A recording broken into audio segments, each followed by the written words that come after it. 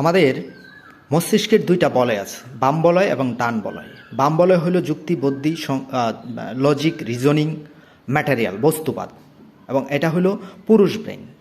আর ডান বলয় হলো সঙ্গীত, সাহিত্য, আধ্যাত্মিকতা, প্রেম, এটা হলো নারী, ফিমেল পার্ট। তো মস্তিষ্কের একটা পার্ট পুরুষ, একটা পার্ট নারী, এবং নারী এবং পুরুষের মিলন, সঙ্গম, এটাকে বোঝাইছে। তখন আপনার পিনিয়াল গ্ল্যান্ডে মিলন হবে, সংযোগ হবে।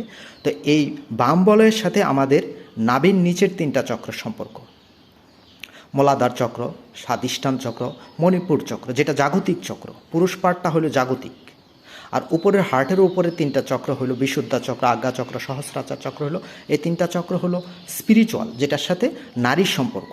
আর এই জাগতিক এবং আধ্যাত্মিকতা উপরের তিনটা নিচের তিনটার মাঝে মেলবন্ধন করায় আমাদের হার্ট চক্র, অর্থাৎ নিচের পুরুষ উপরের নারী। এই নারী এবং পুরুষের মেলবন্ধন ঘটায় এই বাম বলয় এবং ডান বলয়। তো নিচের তিনটা চক্রের সাথে, যার কারণে পুরুষ হলে অনেকটা বেশি হার্ড হয়, মানে বডি টাইট হয়। এই জন্য আপনাকে ড্যান্স ফুড খেতে হবে, মাঝে মধ্যে মাছ মাংস খেতে হবে। আর উপরের তিনটা চক্র হলো নারী, কোমল।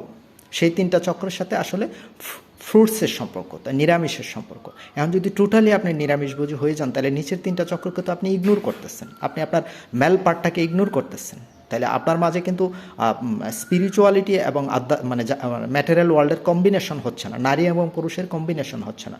দুইটার মিলবন্ধন ঘটাইতে হবে। আপনি শুধু এক বলের হয়ে গেল, বাম বলের হয়ে গেলে হবে না, কিংবা শুধু ডান বলের হয়ে গেলে হবে না। বাম এবং ডানের মিলন হলে আপনার তৃতীয় চোখ অ্যাক্টিভেট হয়।